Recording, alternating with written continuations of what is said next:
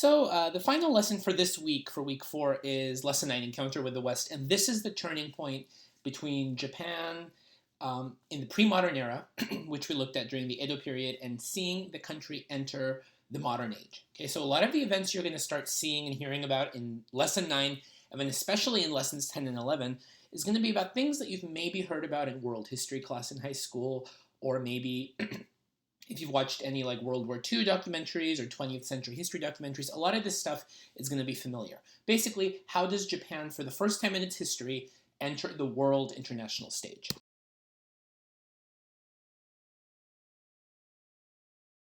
Okay? And keep in mind that at the tail end of the Edo period, Japan is still under national seclusion, okay, officially. In 1853, where we start Lesson 9, Japan is still officially closed off to the West, okay? Yes, the Dutch are trading in Dejima, and yes, some countries like the British and the Russians have been slowly encroaching on Japan's territory and asking them to open their ports up for trade, but Japan has just said no, and the countries, Britain and Russia, listened and left, okay? The problem is, what happens when a country like the US comes along and says, we're not taking no for an answer? The good old American way. Well, that's what happens in 1853. Commodore Matthew Perry of the United States sails into Edo Bay with a fleet of what is known as the black ships. They're called black ships because they look like this woodblock printing. And this is what people saw in Edo Bay. They see all these strange ships with strange flags coming in to the bay out of nowhere. Okay.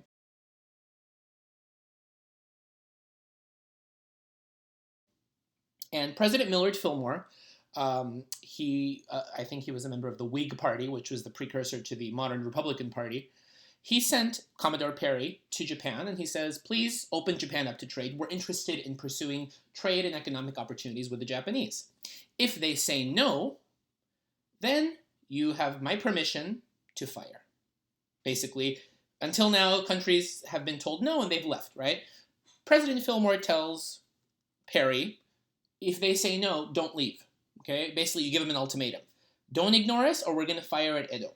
Okay, so it's basically an offer that he's going to make an offer that the Japanese cannot refuse. And actually, this is a funny caricature of the black ships.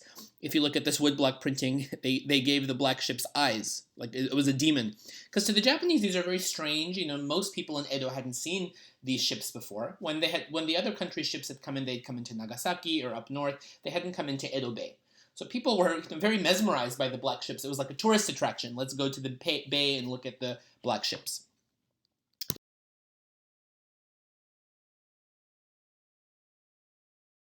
So the Tokugawa shogun has just been faced with this ultimatum from Commodore Perry.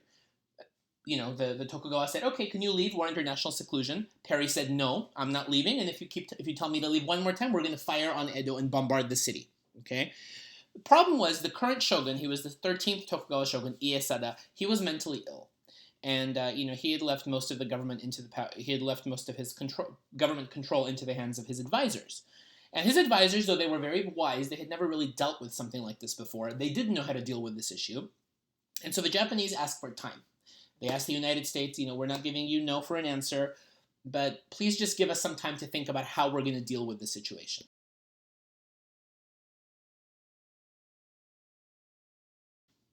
And Commodore Perry, who was a reasonable man, said, yes, that's fine, but I'm giving you 1 year. You have an answer. You have 1 year to come up with an answer.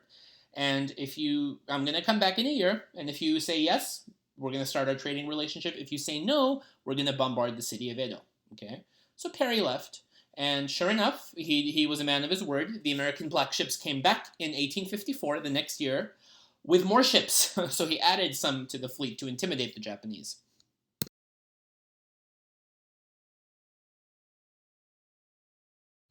And so at this point in the year 1854, the Tokugawa regime finally decides to end the national seclusion policy, which had been instituted by Tokugawa Iemitsu 200 years before. So Japan is now out of national seclusion. And in that same year, 1854, the Japanese signed something called a Treaty of Friendship with the United States, which opens up not only diplomatic relations with the United States, but also trade relations. And because you are opening up trade relations with the US, you can't ignore other countries. So now the British come in, the French come in, the Russians come in. Basically, Japan now has to sign these treaties of quote-unquote friendship with all the Western countries. And so now Japan is fully open to the West, and Westerners are not only restricted to Dejima anymore. They can travel all throughout the country without any restriction, and they can basically do what they please.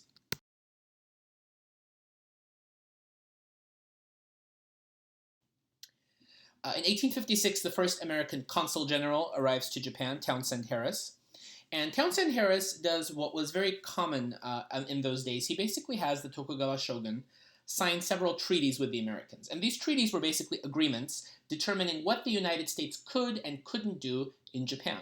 Mostly it was things that the Americans would be tolerated to do in Japan. In other words, if you're an American trader or missionary or diplomat or whoever you are in Japan, you are not going to be tried according to Japanese law. Okay? This treaty was basically something, a document that determined what an American in Japan was allowed to do and what he could not do. In addition, it determined what type of relationships the United States would have with Japan. Okay? And so this is something not unique to Japan. This was done in most of the countries that were colonized or engaged in trading relationships with the West during this period. China had it much worse than the Japanese. They had to sign, the treaties were a lot stricter. Korea had to sign treaties. India, of course, and now Japan has to sign what are called unfair treaties because they were very skewed. It was very one-sided. It was very pro-U.S. and made the Japanese look very weak in their relationship with the U.S.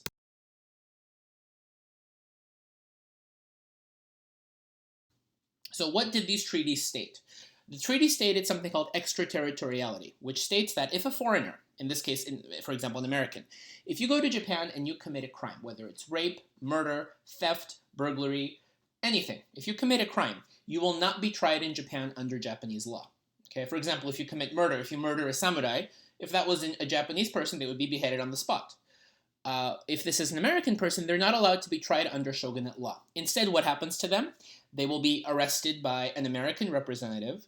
They will be sent back to the United States, and they will be tried in their home country for prosecution. Okay, they will be prosecuted in their home country according to their own laws. So, what do you think is going to happen if a British man goes and kills a Japanese person? They're going to be sent back to Britain. Do you think they're going to be tried for murder in Japan? Absolutely not. It'll be brushed off. Maybe they'll get a slap on the wrist, and they'll be told, "Don't do it again." But this basically gives a Westerner permission to do whatever they want in Japan and get out of the country without being prosecuted. Could be rape, right? If you could rape somebody and be sent back to France, and no one would ever know about it. You wouldn't have anything on your record. So these were very, very unfair for Japan because anything could happen, and the Japanese would basically not be able to do anything about it because of these unfair treaties. Okay.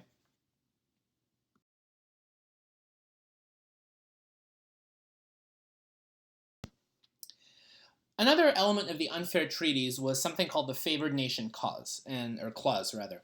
And this stated that if Japan signed a certain treaty or agreed to a certain trade deal or a certain treaty with one nation, they had to sign a equal or better treaty with all other nations. Okay? And so this is really damaging because if Japan wants to engage in an exclusive relationship with the United States, due to the favored nation clause, they now had to sign the exact same treaty with the exact same stipulations with Britain, France, Russia, the Netherlands, any other Western nation. So if Japan was economically going to benefit from just doing business with the United States, they now have to do the same thing with everybody else, and this causes for basically a free-for-all, because now Japan is being taken advantage of by all these other nations. And guess what? If you want to give Britain a slightly better deal for something, you got to give everybody else the same exact deal. Finally, the third issue was a 5% import tax. Japan had to pay a 5% import tax on all imported goods from Western nations. This would bankrupt the country if it continued for much longer.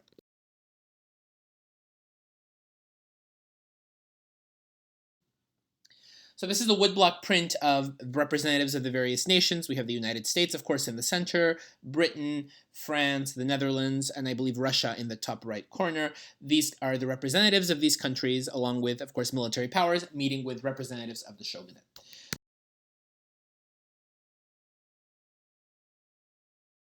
So what did these unfair treaties do? They forced Japan to basically become subservient to the Western nations economically.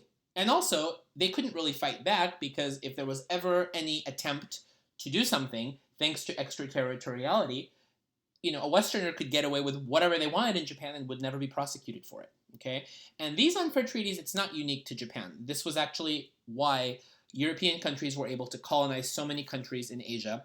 India, China, Vietnam, Cambodia, they all had to sign these unfair treaties, and because it was allowed to continue for so long, these countries all became bankrupt and were forced to accept colonial control from Britain or France or the United States or any other country. So, this explains why the colonial powers were able to get away with what they did. Is Japan going to face the same fate? Well, if things continued, absolutely, right?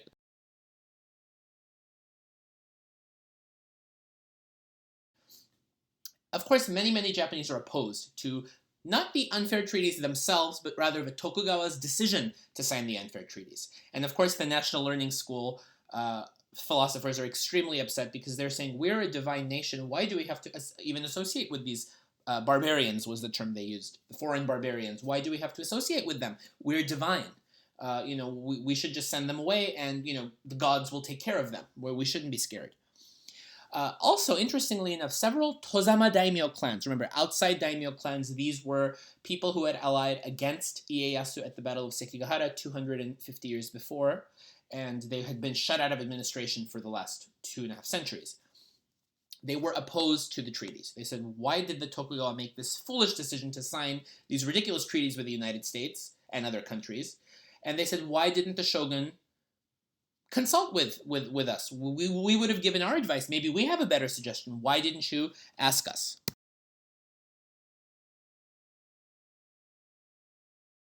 Okay. And so there were two clans in particular who were the most vocal against the Tokugawa shogun's decision to sign the unfair treaties. Okay. They were Satsuma, which is today the city of Kagoshima in southern Japan, in Kyushu, southern tip of Kyushu, Satsuma clan. And also Choshu. Choshu is present-day Yamaguchi Prefecture on the southern tip of Honshu. It was basically near Hiroshima. Okay, so these two clans happen to be both Tozama, outside daimyo.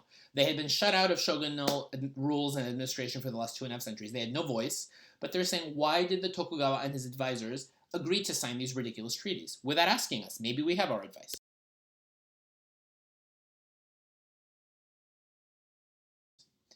So Satsuma and Choshu begin to speak out against the shogunate. They are not really upset so much at the Westerners because they know it's inevitable. What they're mad at is that the Tokugawa spinelessly signed this unfair treaty. Okay? And so during 1858 and 1859, because Satsuma and Choshu and other outside daimyo were speaking out against the Tokugawa shogun, there was basically a spike in secret police activity. And people who opposed the treaties or opposed treating with the Westerners were rounded up, arrested, put in jail, and executed, okay, usually. So a lot of people from Satsuma and Choshu were put to death for speaking out against the Tokugawa government. This is called the Ansei Purge of 1858 and 1859. Many, many people were arrested.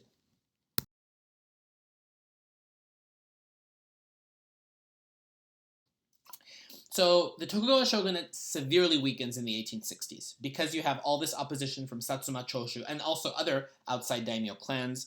On top of that, they're getting pressure from the Western powers to sign these unfair treaties. So they're getting economically attacked by the West, right? And then they're facing domestic upheaval from the outside daimyo like Satsuma and Choshu, okay?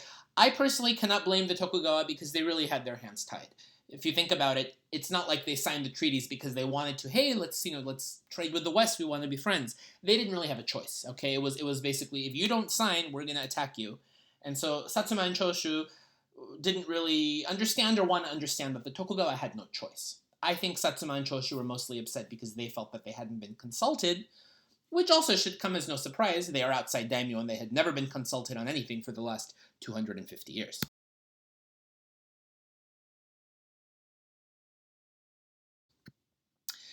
As the Tokugawa shogunate weakens, the anti-Tokugawa clans, like Satsuma and Choshu, become more and more powerful. And their goal, their unified message and their unified dream is to get rid of the Tokugawa shogunate, okay? Reverse the unfair treaties. This is a key point. Their goal was not only to get rid of the shogunate, but by getting rid of the shogunate, they wanted to go to the West and say, we're not signing these treaties, we're annulling the treaties we signed. And here's the kicker. Their goal is not to create a new shogunate. Their goal is to restore the emperor to absolute power. They believe that the emperor of Japan is a divine god and that only he can save Japan from the West. Okay, and so they adopt the slogan during this time: revere the emperor, expel the barbarians. And the barbarians include, of course, the Western powers, and maybe the Tokugawa are included in that message, but this was their slogan.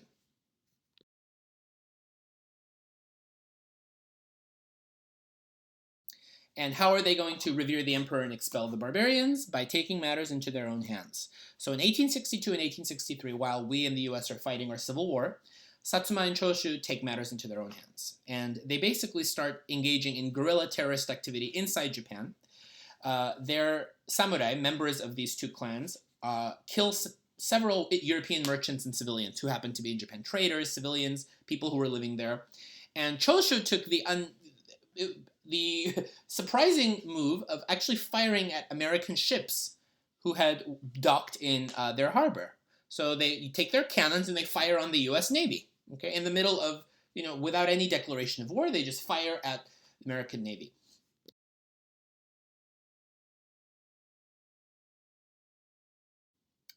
The British and the French and the Americans hear that Satsuma and Choshu basically were responsible for firing at an American ship, and the damage wasn't so big, but it was just the gall, the nerve. How dare they do this? Look, who do you think you are attacking the U.S., right?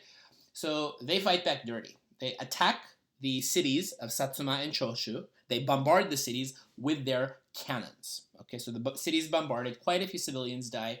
The cities are basically destroyed by the cannon fire from the ships, from the British, French, and American ships. And the interesting thing is that Choshu taking matters into its own hand was unprecedented because they're not the government of Japan.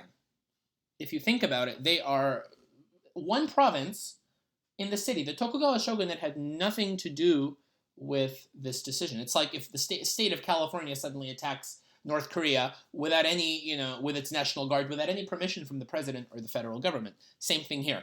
The Tokugawa shogunate had nothing to do, and they were opposed to this. They were upset because how dare Choshu take matters into their own hands and attack the United States? You could put the whole country at risk, right? And so the Tokugawa shogunate, perhaps out of spite, perhaps because they didn't want to get the West on their bad side, they don't get involved in the war.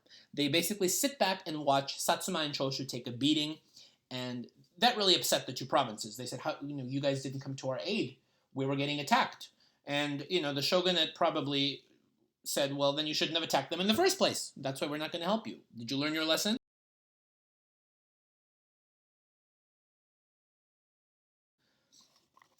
So why didn't the Tokugawa shogunate defend them? Why did they bow down to the West? I mean, this is kind of a hot topic of debate. A lot of Japanese believe that the Tokugawa was weak and spineless, and they were. They were in decline, but at the same time, if they had gone against the Western powers, who knows what would have happened to Japan as a whole, right? It could have resulted in the country getting colonized. So I don't think it's a fair judgment against the Tokugawa.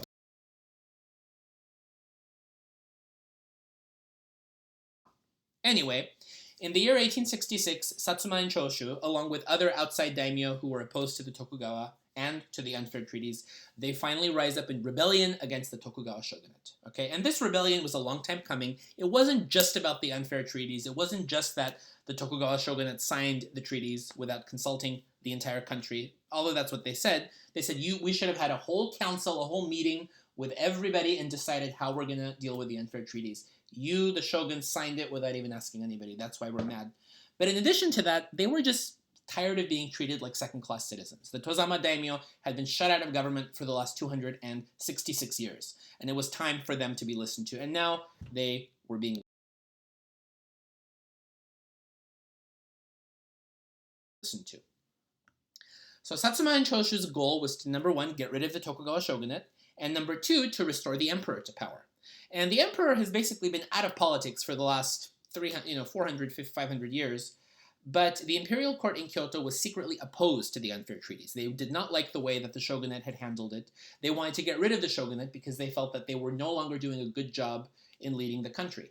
So the emperor supports Satsuma and Choshu. The emperor and the aristocrats support what the outside daimyo are doing.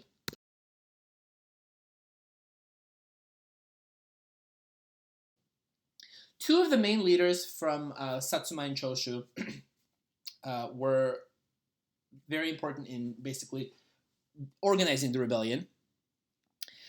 Two of them were from Satsuma, Saigo Takamori and Okubo Toshimichi. By the way, his last name is Saigo, and his given name, the first name, is Takamori. A lot of my students think, oh, is he related to Takemori Sensei, who's one of our Japanese professors?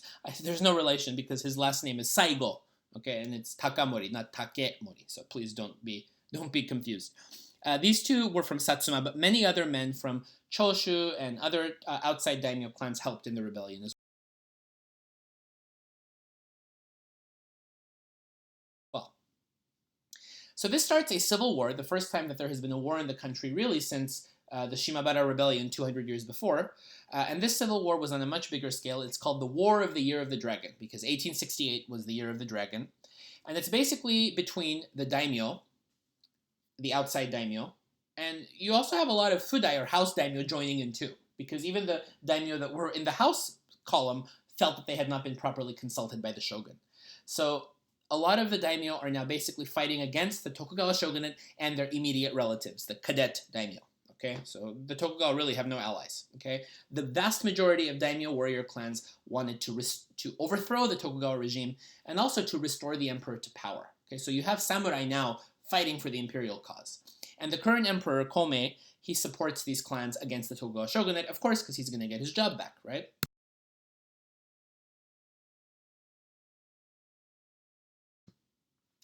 So what the imperial court does is they say, because we're supporting Satsuma and Choshu, you're no longer fighting as warrior clans. You're too big for that now. With our imperial support, you will be known as the Imperial Army. You can fly our standard, the chrysanthemum standard, which is the crest of the imperial family. You can fly that in your battle because you're fighting for the emperor. And on top of that, the emperor actually brands the Tokugawa as imperial rebels, okay? And this is a big deal because who's going to support people who are rebelling against the emperor?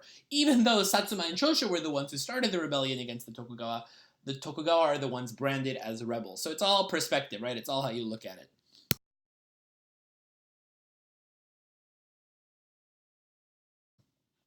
So for the first time in 200 years, Japan was at war, okay? And this is not really a bloody war that takes years and years and years.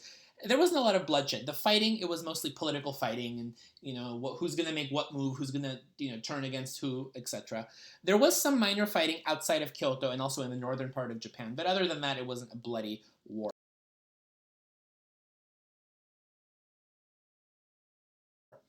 And the Tokugawa didn't really want to fight. They didn't have the money to do it. They didn't have the morale. They didn't have any allies.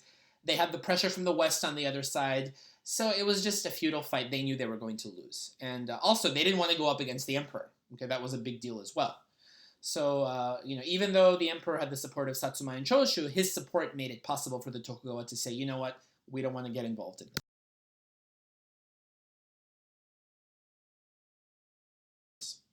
And so in 1868, the final Tokugawa shogun, Yoshinobu, he surrenders the city of Edo and Edo Castle to the Satsuma Choshu Imperial Army. Okay, he could have fought, but he knew that the Satsuma Choshu armies had threatened to burn Edo to the ground and also burn Edo Castle.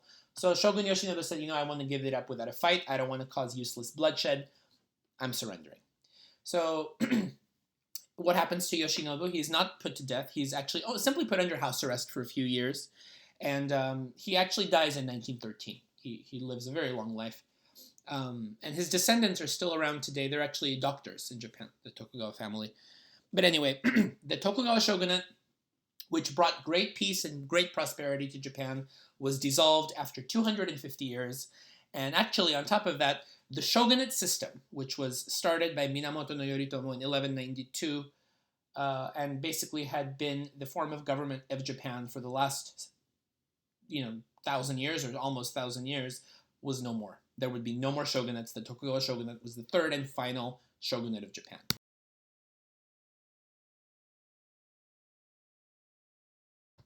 And so Satsuma and Choshu, being samurai, put an end themselves to samurai government in Japan. The samurai age is no more. Instead, they're going to return Japan back to an imperial monarchy, an absolute imperial monarchy, and they restore the 15-year-old Emperor Meiji, who is the son of Emperor Komei, who had passed away the previous year, to full power.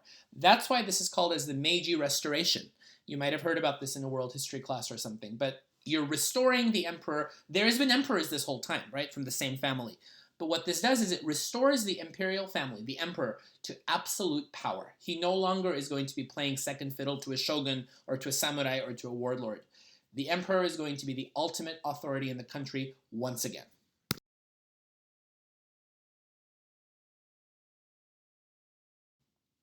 So the first thing Emperor Meiji does, or rather Emperor Meiji and his Satsuma Choshu advisors, because keep in mind he's only 15, so he didn't come up with this himself, although some propaganda claims that he did, but he had a lot of help from Satsuma and Choshu, the former samurai who helped restore him to power.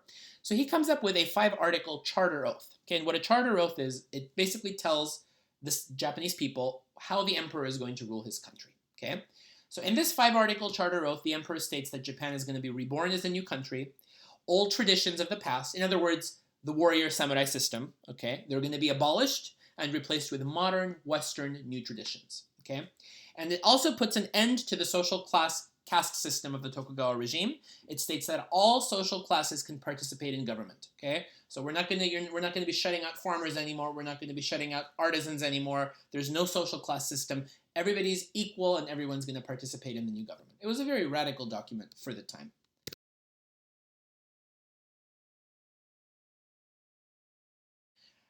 And for the first time since the early Heian period, okay, the emperor is in complete power again, okay? But keep in mind when I say complete power on paper, it's complete power on paper. In reality, he was very young and he really needed the help of Satsuma and Choshu, those two clans that had defeated the Tokugawa shogunate. They were the ones, because they led the charge in defeating the Tokugawa, their people, their clan members, are going to be the ones to help the emperor determine his image for a new country. And so the samurai shogunate system of old is no more. It's been completely abolished.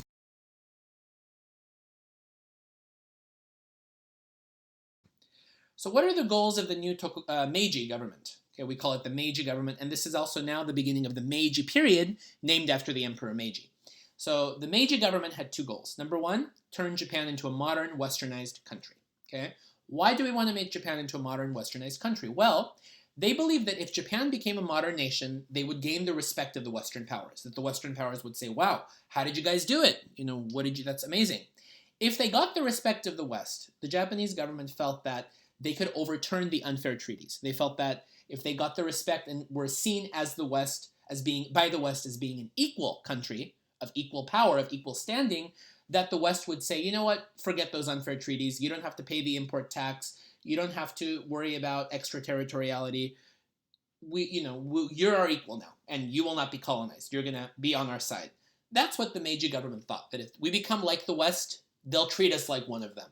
Whether or not this happened will remain to be seen, but the goal of the Meiji period, for basically the entire Meiji period almost, is to overturn the unfair treaties. So that's the goal of every Japanese for the next 30 years or so.